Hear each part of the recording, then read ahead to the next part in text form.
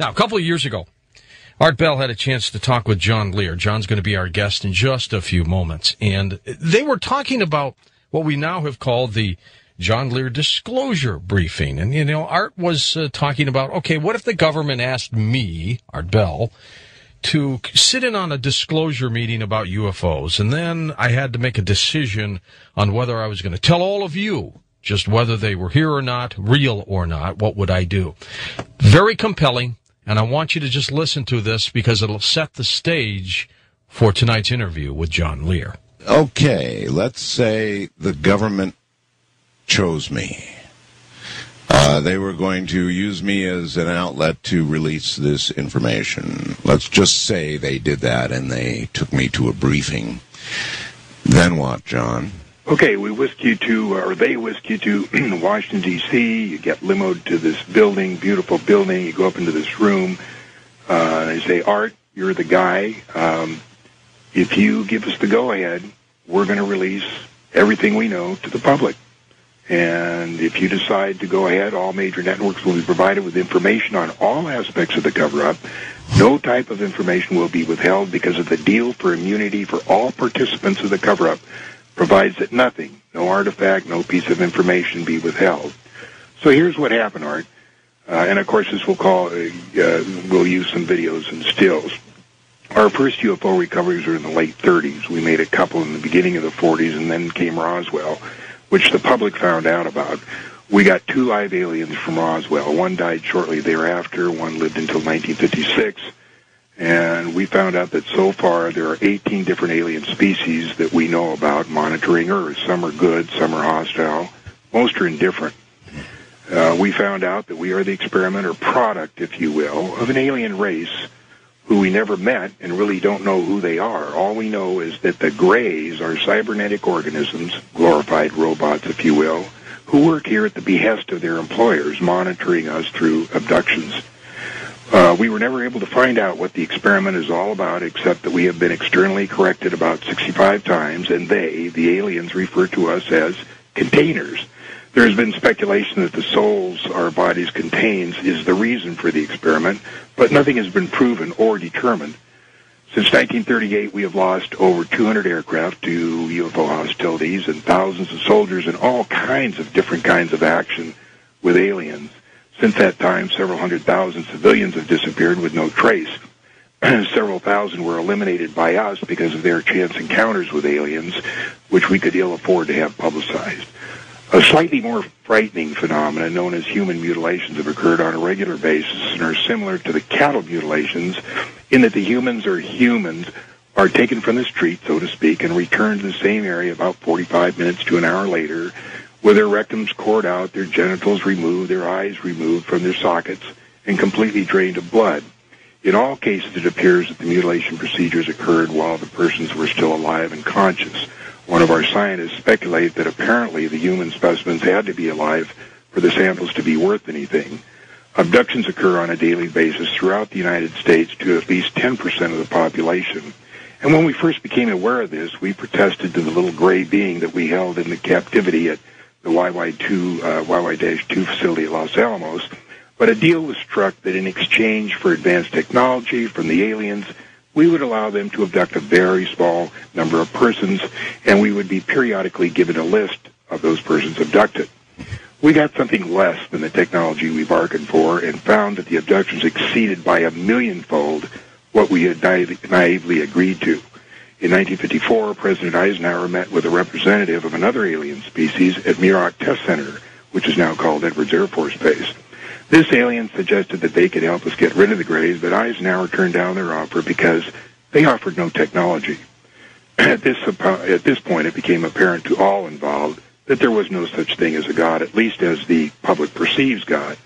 Certainly some kind of computer recorder stores information, and an occasional miracle is displayed by the aliens to influence a religious event. So this so unnerved Eisenhower that he had In God We Trust put on paper money and coins and put into the Pledge of Allegiance to reaffirm the public belief in God. Shortly after this, it was determined at meetings between the U.S. and Russians that the situation was serious enough that a Cold War should be manufactured as a ruse to divert attention of the public away from UFOs and towards some other scary threat, the H-bomb. Wow. It was also decided to keep the ruse secret from any elected or appointed official within both the U.S. and Russian government, as long as it took so long to vet these officials, and the ruse was easier to manage if the top people didn't know about it. In the late 1950s, NASA was formed to compartmentalize, containerize, and sanitize information from all space platforms and vehicles. We sold NASA to the public, claiming that all information would belong to them. Actually, they got very little, and even that was highly sanitized. Our first efforts were to keep the public from learning about Venus, and that it's a similar planet to Earth, and that its population is very similar to us, but more technologically advanced. We have learned a lot from them. Starting with the Russian Venera 1 and U.S. Mariner 2, we made Venus look like a lead-melting volcanic surface spewing sulfuric acid into a pressurized atmosphere 90 times that of Earth. And was often the case we overdid it and wondered why no one ever asked how a parachute survived a descent into 800-degree air. We set up operations in Pine Gap, Australia to preclude any prying eyes trying to figure out what we were up to. We regularly eliminated, through extreme prejudice, anybody who was part of the operation and made the least little tiny threat about disclosure or satisfaction with the operation. Any space mission that included Mercury, Gemini, Apollo, Mariner, Voyager, Clementine, and all the rest, all data initially came transmitted to Pine Gap, and then it was relayed to JPL or wherever after the sanitizing.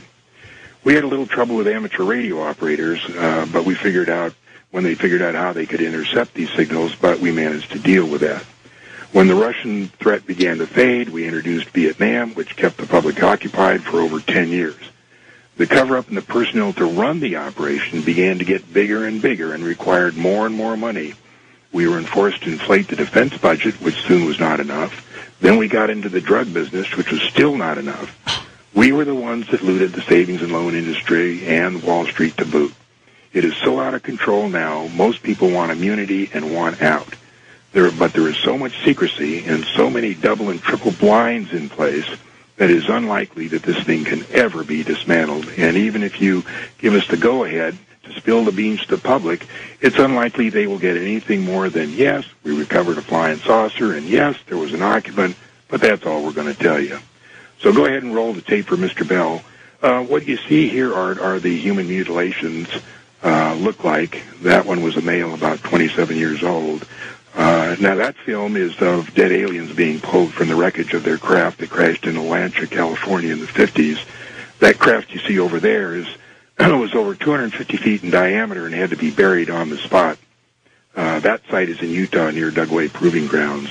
The object that you're looking at now is the Kecksburg Acorn, which was brought to Wright Pat in the middle 60s. There's Frank Drake trying to force information out of a being tied down to that stretcher. He was supposedly from Tau Ceti. These pictures you're looking at now are the structures on the moon. That's the tower in Sinus Medai.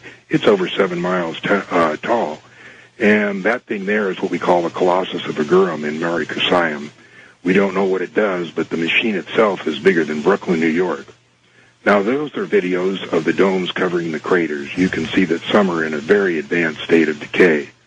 Now, these are 5-second slides of the 18 different alien species we are looking at.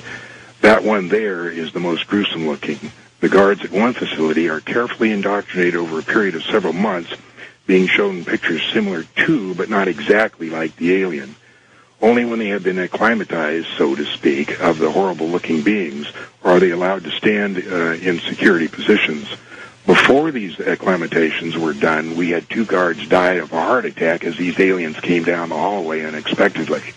And this last clip is of the Kennedy assassination. You've heard of the second gunman theory. Well, this is the second camera that recorded exactly what happened. We had 4 gunmen. And the bottom line was Kennedy had to go. He insisted on releasing what little alien information we had told him about, and he was trying to withdraw troops from Vietnam, which we were using as a diversion for the public. After the Kennedy, we never told any president anything. Nixon knew because he was briefed as VP in 1952. That's how he knew where to take Jackie Gleason to Homestead Air Force Base to see the alien bodies we had storage there. And that's about it. What say you, Art Bell? Can we brief the public? Yay or